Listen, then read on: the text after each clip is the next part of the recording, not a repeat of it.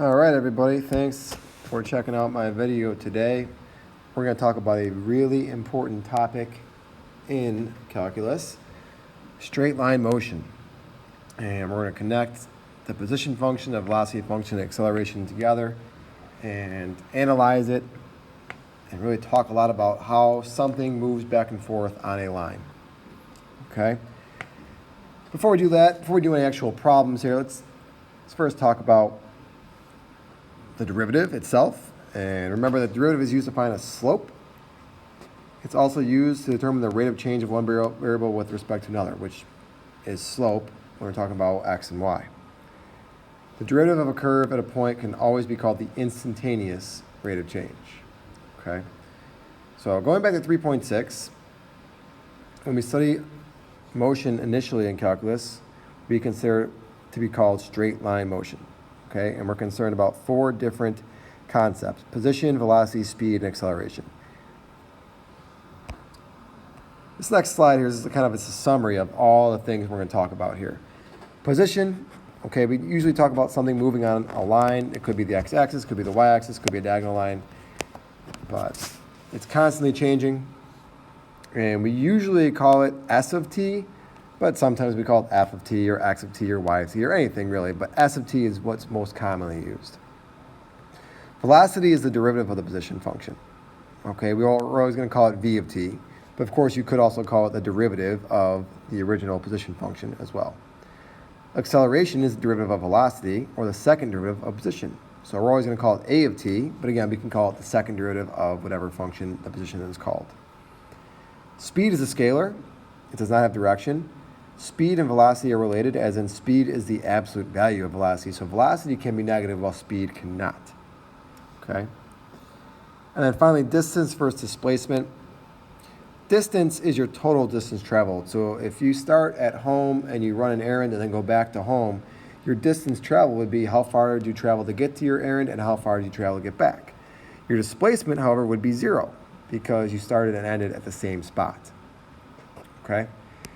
So, with all that said, let's take a look at our first example of the day, just talking about position, okay? As discussed earlier, notation for a position function with respect to time t is usually s of t, but of course we could use other things like x of t or y of t or other things as well. This one is going to be s of t. All right, so for s of t equals t squared minus 2t minus 3, show us position on the number line for 0, 1, 2, 3, 4, and 5.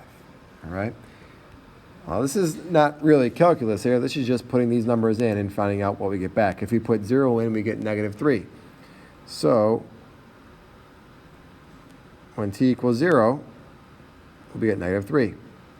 If we put 1 in, we would get 1 minus 2 minus 3, which is negative 4. So this point right here would be when t is 1. If we put 2 in, we would get 4 minus 3. So we're back to minus 3. So this is also t equals 2. If we put 3 in, we would get 9 minus 6 minus 3, which is 0. And if we put 4 in, we would get 16 minus 8 minus 3, which is 5. Okay, and that's our position at those 5 points. All right, now let's talk about velocity. When an object moves, its position changes over time. So we can say the velocity function v of t is a change of position function over time. We also call this the derivative. So we can say v of t equals s prime of t. Usually we'll just call it v of t though, all right? Usually v of t will be defined in the following way. If we're moving on a horizontal line, if velocity is positive, we're moving right. If velocity is negative, we're moving left. And if velocity is 0, we're stopped. Vertical line, if velocity is positive, moving up. If velocity is negative, moving down. If velocity is 0, the object is stopped. All right, remember the speed, we talked about this earlier, is just the absolute value of velocity. The speed of an object must either be positive or 0. Acceleration, we can talk about acceleration here, is the change in velocity over time. Okay, this is the derivative of velocity. So we can say a of t is the derivative of velocity or the second derivative of position. So given a position function s, we can now determine both the velocity and acceleration. Now, we've already done this earlier in the year, but now we're really going to hit it hard in this section. Let's go back to thinking about some real life things here. In your cars, we have two devices that can change our velocity, right? One that can increase our velocity and one that can decrease our velocity. All right. So that would be the acceleration pedal that can increase velocity and the brake pedal, which will decrease velocity. Hopefully you are using the brake pedal often. And driving safe out there, kids. All right, so if we're talking about a horizontal line, the acceleration is positive, the object is accelerating to the right. If it's negative, the object is accelerating to the left. And if it's zero, obviously the acceleration is zero, which means the velocity is not changing. Vertical line, positive acceleration means it's accelerating up. Negative acceleration means it's accelerating down. And zero means velocity is not changing. Just because an object's acceleration is zero does not mean the object is stopped, though. Okay, it means that the velocity is not changing. Go back to our cars here. What device in our car will keep your acceleration zero? And hopefully you're thinking about that is our cruise control button.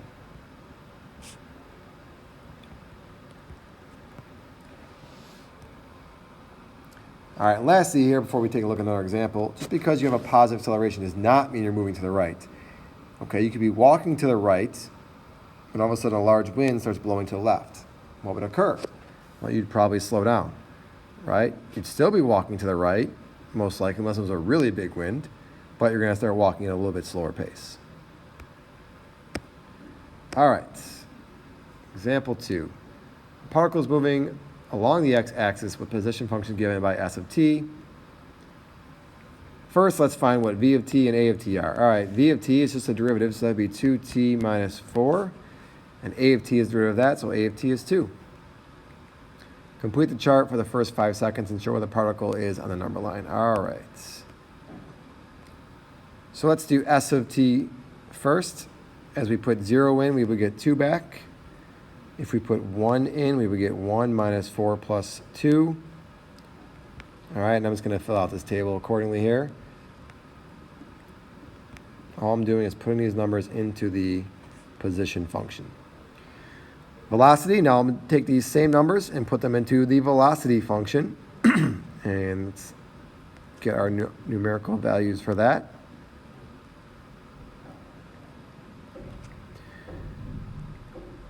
The speed, which is next, that's the absolute value of velocity. So it's just all the velocity numbers but positive. And the acceleration at all numbers is going to be 2. So there's really no thought here. Okay.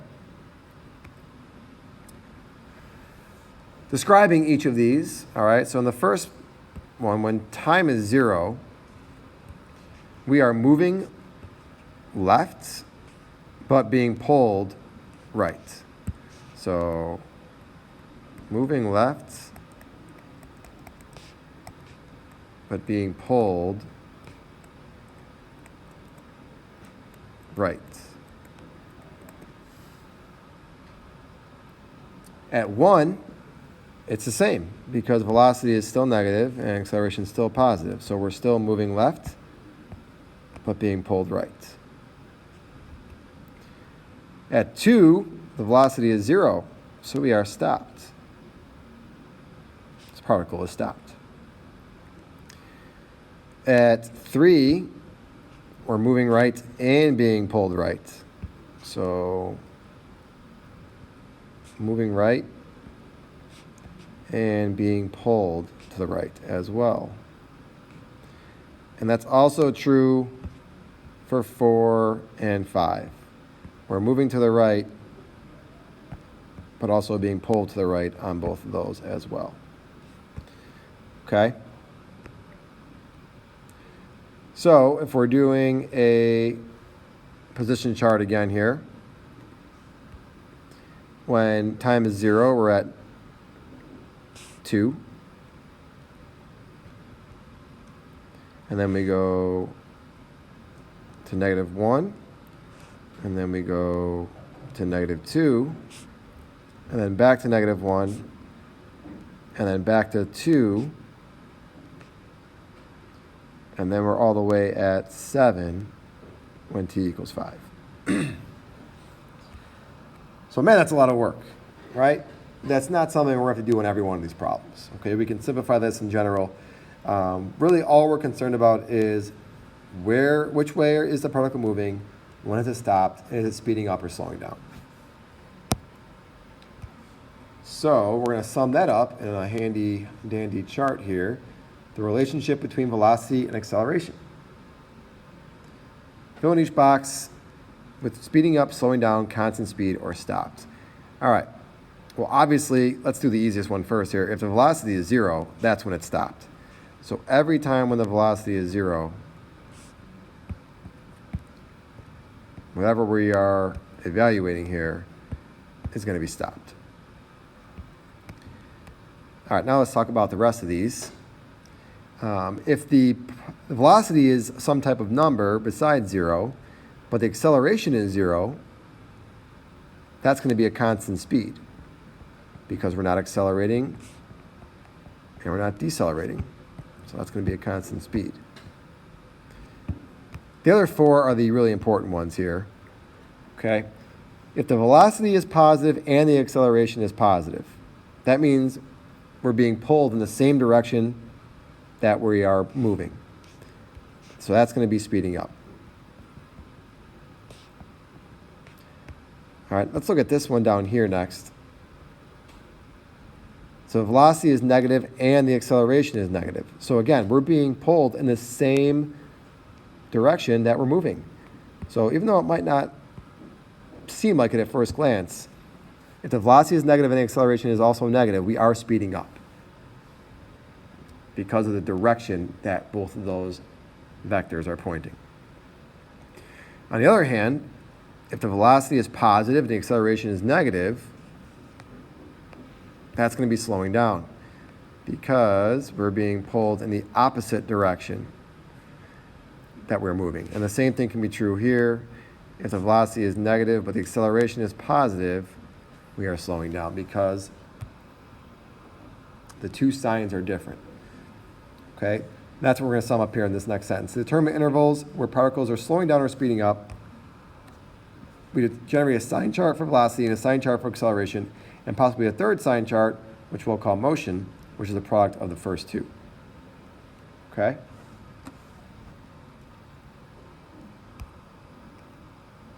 So let's take a look here at example 3.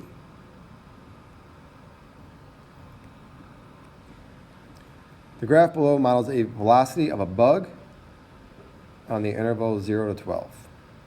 Okay? First one says find v of 3 and v of 11. Don't overthink this. This is the velocity function, right? So v of 3 is 6, and v of 11 is negative 2. That's it. There's no extra work here.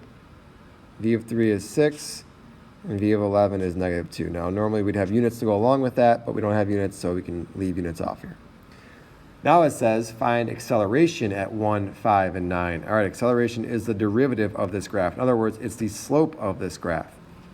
So the slope at 1 would be the slope of this line, right? So slope of that line would be up to right 1, up to right 1. So the slope would be 2. So a of 1 would be 2. The slope at 5 is easy. This is just the horizontal line at 5 here. So the slope at 5 would be 0. And the slope at 9 would be the slope of this line. So we're going, looks like down 3, right 1. So the slope at 9 would be negative 3.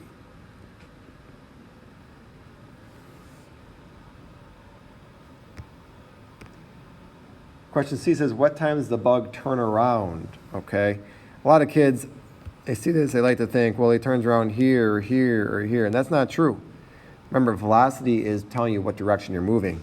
So this whole time, the bug is moving to the right. This whole time, the bug is moving to the left. So where does it turn around? Right there at t equals 9. And all we got to say for our reason here is that velocity changes signs from positive to negative.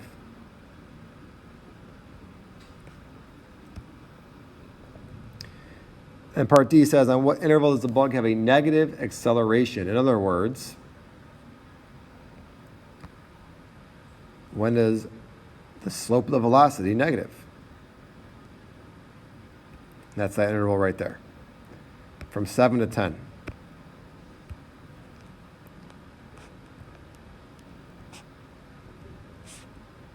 All right, and why is that? And that's because we want to know when the acceleration is less than 0. In other words, when the derivative of the velocity, or the slope of velocity, is less than 0. All right. Example 4, we're talking about another bug here. Now this bug is moving along the x-axis given by the function v of t, which you can see a graph of over here. First one says find a of 0.7. Okay. We're not going to be able to do this looking at that graph, that's for sure, but we can use our calculators for this. All right, so if you want to pause the video to get your calculator out, you can do that. And go ahead and put v of t into y1 if you want to. We showed you a couple different ways to find derivatives using your calculator right now. So apply one of those methods and find the derivative of v of t at 0.7. And you should be getting negative 0.921. Okay. Then it says, is the bug speeding up or slowing down? Well, we have the acceleration, but now we also need the velocity. Since we already have the velocity in our calculator, use your calculator to find v of 0.7, just by finding the y value of that function. And we should be getting negative 0.318. The actual values themselves mean nothing. All that really matters is the signs. Since both signs are the same, we can say that this bug is speeding up. Okay? So we're going to explain our reasoning here. The bug is speeding up at t equals 0.7 because v of t and a of t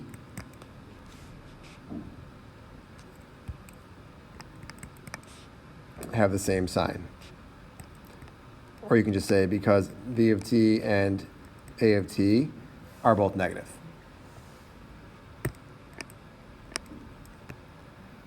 B says, when is the bug at rest? Again, remember, that would be when velocity is equal to 0.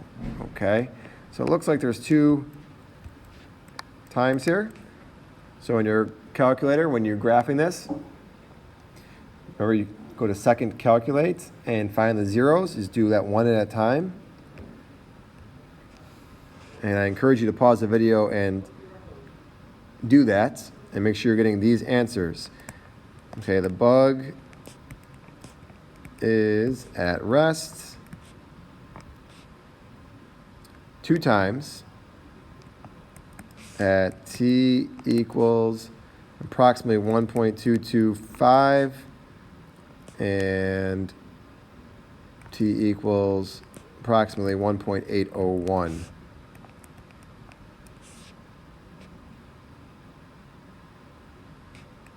So that's 1.225 and 1.801 are our answers. And that's because the velocity equals 0 at those points.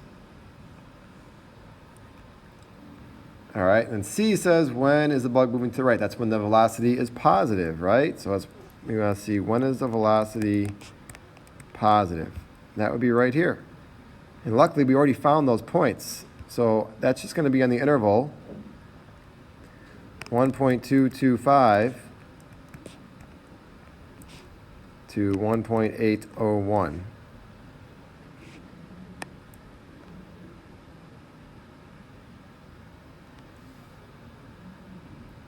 And then D says find the acceleration when the velocity equals -1. All right, so the first thing you got to do is find when the velocity equals -1, which happens one time right about there.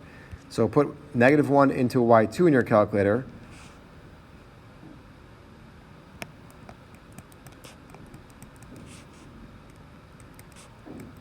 and find the intersection. And you should get about 1.8368. And then you're going to find the derivative at that point. So using your calculator,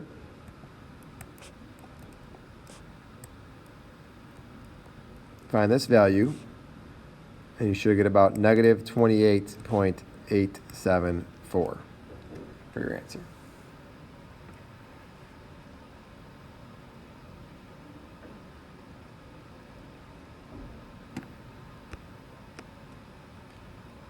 All right, example 5. We have a table over here. A particle P is moving along the x-axis. Position, velocity, and acceleration of particle P are differentiable and modeled by the functions given in that table there. And the position here we're talking about is in meters. All right. So question A says, is particle P moving towards or away from the origin at 4? Give a reason for your answer. Okay. So at 4, we know it's at 6, and the velocity is negative, right? So that's what we want to say here. Think about this. It's at 6, which is to the right of the origin, and the velocity is negative, so it's moving left, right? So we can say the particle is moving towards the origin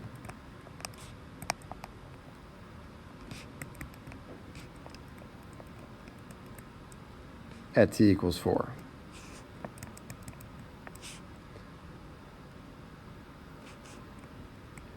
Okay, and then make sure you say why, because x of 4 is equal to 6, which is to the right of the origin, and v of 4 is negative, which means it's moving left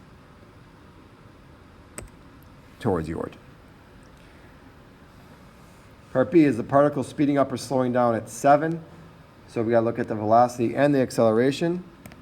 So VP of 7 is negative 4. AP of 7 is negative 3. Since they have the same sign, the particle is speeding up. So again, we can say the particle is speeding up.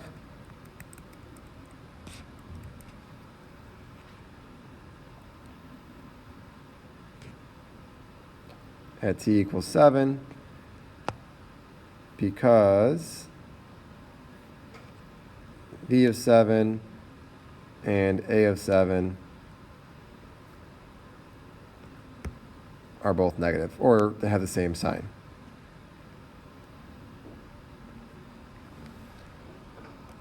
Question C, approximate VP of 2. All right, we don't know what VP of 2 is, but we can do, this is asking us to do an approximation. So we're going to do, instead of an instantaneous rate of change, an average rate of change. Okay? So VP of 2 is going to be approximately, we're going to use the points 3 and 1 around it. So 8 minus 2 over 3 minus 1, which is 6 over 2, or 3 meters per second. Question D, is there a time between 1 and 7 that the velocity has to equal 0? Well, let's look at the velocities here. And since we know velocity is continuous, does it have to equal 0 somewhere in here? And the answer is yes. It may happen 1,000 times, but it definitely has to happen at least once somewhere in here, right? It's crossing the axis there from positive to negative. And this is by a theorem we did back in chapter 1, the intermediate value theorem. Okay? So we'd say yes by the intermediate value theorem. Okay? And then go ahead and explain how we know that, right? We have VP of 3 is 2, and VP of 4 is negative 1. And we know negative 1 is less than 0 is less than 2. And since the velocity is continuous,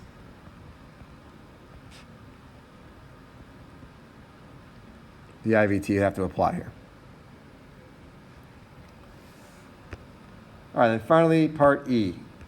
Now we have a second particle moving along the x-axis, given by that function there. At time 7, our particles P and Q moving towards each other or away from each other, and explain your reasoning here. Okay? So we need the positions and the velocities of both of these functions at 7. All right, so first of all, xp of 7 and vp of 7, we can get those from our table. 5 and negative 4. So it's at position 5, moving left. Okay? For Q, let's use our calculator to do this. We could probably do it by hand, to be honest with you. If we put 7 in there, we get 7 minus 10, which is negative 3. Negative 3 squared is 9. 12 minus 9 is 3. And then VQ of 7, if we take the derivative of that, or again, we can use our calculator to get this here. But if we took the derivative of it, which we could probably do by hand as well, it'd be negative 2t minus 10 times 1. So if we put 7 in there, we would get negative 2 times negative 3, which is 6. So we have one that's at position 5 moving left, and one that's at position 3 moving right. Those two are moving towards each other.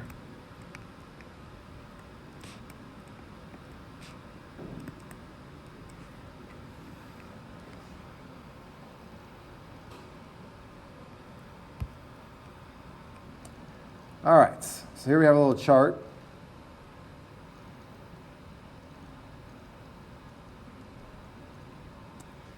That we're just going to fill these in here. The bug is stopped. What does that mean? That means that the velocity is 0, right? So how do we solve that? We set v of t equal to 0 and solve. That's an easy one. Moving to the right. So that's when the velocity is positive.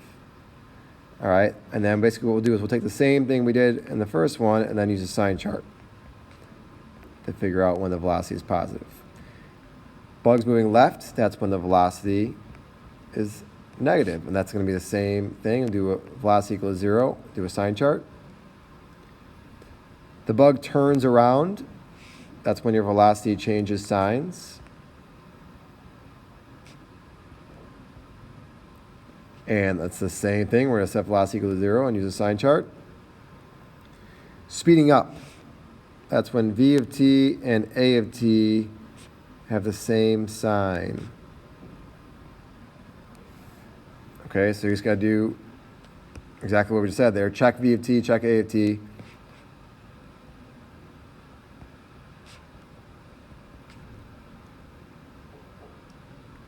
And check their signs. And the last one there, the bug is slowing down. That would be when the velocity and acceleration have different signs.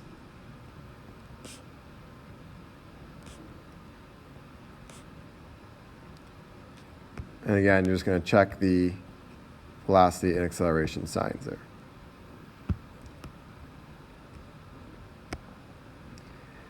All right, a couple more examples here. Particles move along the x-axis, but position function x of t equals sine e to the 0.5 t to determine for which of the integer values of 1, 2, 3, 4, and 5 is the particle moving to the right of the y-axis and speeding up. Explain your reasoning. All right. So the first thing we're going to do is we're going to take the derivative of that to get the velocity function. That would be 0.5. Sorry about that. Let's just do this one at a time. This would be cosine e to the 0.5 t times e to the 0.5 t times 0.5. All right, you can already tell this is going to get really complicated for the second derivative there, so maybe this is a good idea to just not do this by hand. Good thing we have the calculator handy there. We can use our calculator on this problem. So maybe what we can do here So we can do a little table, kind of like we did earlier today, of all these values. That'll help us compare. So t is going to be 1, 2, 3, 4,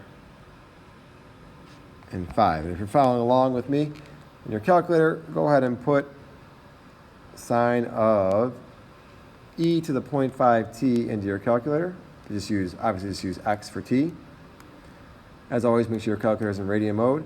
And then in y2, we're going to simply take the derivative of that. So d dx of y1 with respect to x. And then in y3, we can do the derivative of y2 with respect to x. And then really all we got to do is go to our table.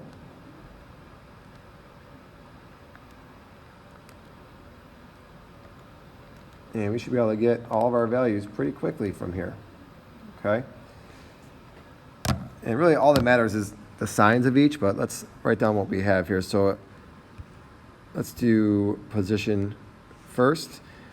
We get 0.841, 0.997, 0.411, negative 0.973, and then 0.894. And then y2, this is our velocity.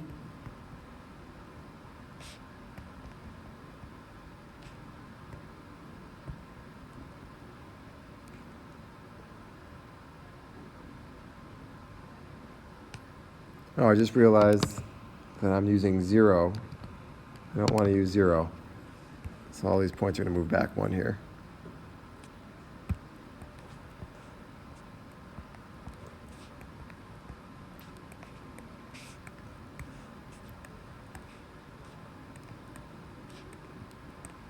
There we go. All right.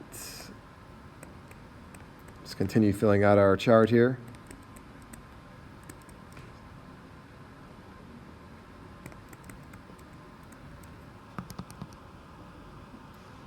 And then finally the acceleration, which is in y3.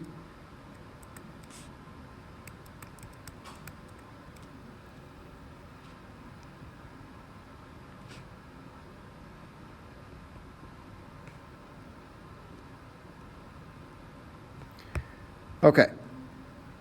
So the question says, is the particle both to the right of the y-axis and speeding up? So first of all, let's figure out where is it to the right. It's to the right here, it's to the right here, it's not to the right here, it's to right here. So, and it's not to right here. So right now we have 3 choices, 1, 2, or 4. Okay? Now looking at 1, 2, and 4, let's see if it's speeding up at any of those. So if it's speeding up, that means the velocity and acceleration will have the same sign. That is true for 1. It's also true for 2, but it's not true for 4. So we end up with 2 answers here, t equals 1 and t equals 2. All right, now our reasoning for that is because obviously the particle is to the right because x of t is positive, and it's speeding up because v of t and a of t have the same sign.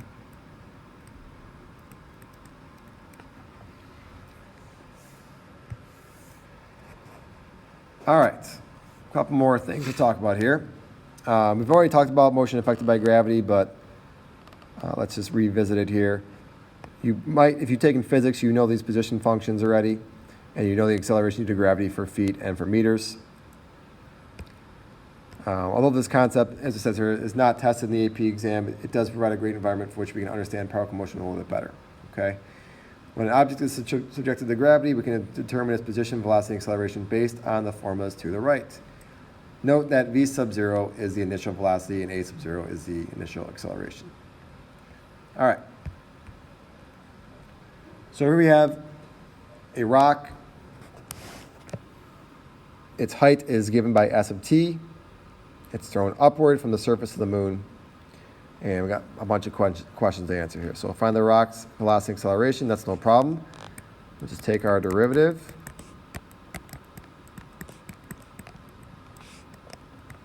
And our second derivative.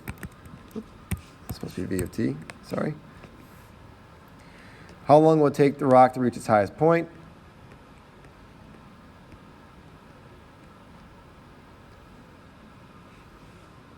That's when the velocity would be 0. So we set the velocity equal to 0, and we would get 1.6 t equals 24, or t equals 15 seconds.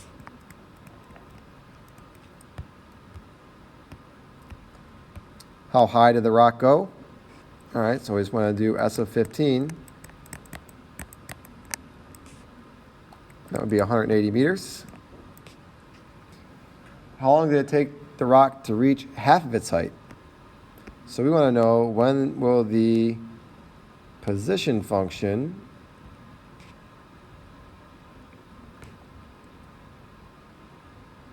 equal half of the height, which is 90. All right, so what we could do here is we could bring this over to the other side so it makes it look like a quadratic in standard form. And we can use the quadratic formula on that. Okay, or we can use our calculators in general just to graph that and see where it hits half its height. And that should happen at 4.433 seconds. Now, it'll happen again on the way down, but that's not what the question is asking for. It's just asking for when it reaches half its height. How long was the rock aloft? So that would be when the position is back at 0. Okay, so that would be negative 0.8 t squared plus 24 t equal to 0. If we factor out a negative 0.8 t, we're left with t minus 30. So that would be at t equals 0 and t equals 30. So that would be 30 seconds.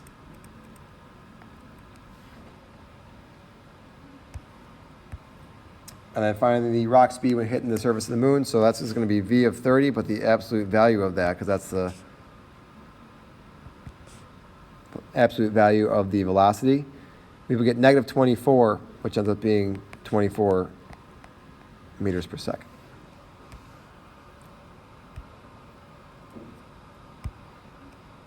All right, finally, our last one here. The position of a particle in inches is given moving along the x-axis after t seconds have elapsed. It's given by the following equation, S of t. Calculate the velocity of the particle at time t. So that's just our derivative.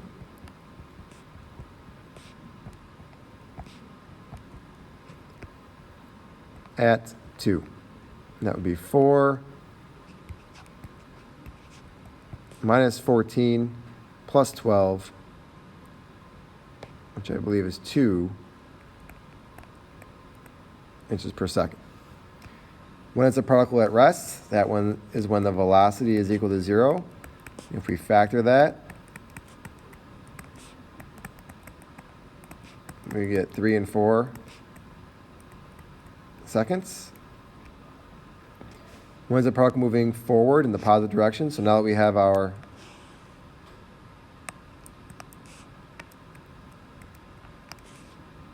two times the particle is stopped, we can do a sign chart here for velocity. If we put 0 in, we would get positive. If we put 3.5 in, we get negative. If we put 5 in, we would get positive. So it's moving to the right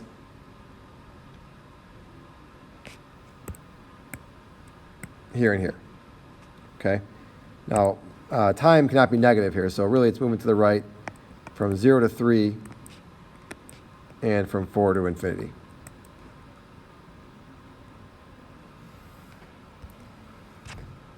The total displacement from 0 to 5. All right, so then we're just going to find S of 0 and S of 5 and subtract them. So we'll use a calculator to get some help here. So S of 5 would be 5 cubed over 3 minus 7 times 5 squared over 2 plus 6t plus 5. And s of 0 is obviously 5. So our answer would be 14.167 inches. The total distance it traveled, well, now we got to know how far did it go from 0 to 3, and how far did it go from 3 to 4, and how far did it go from 4 to 5. Okay, so again, we can use our calculator to help us here. It would be a good idea to, if you just had this function put into y1, be a lot easier to find these things here. So now we can go y1 of 3 minus y1 of 0. That would be 13.5.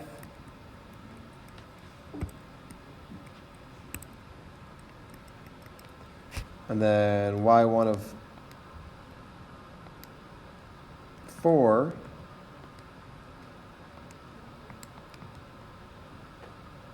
minus y1 of 3. And that would be 1/6. And then we would do y1 of 5 minus y1 of 4. And that would be 5/6. So we traveled 13.5 plus 1/6 plus 5/6, which is going to be 14.5 inches. So its displacement is 14 1/6 inches. Its distance is 14.5 inches. And then finally, calculate the acceleration of the particle.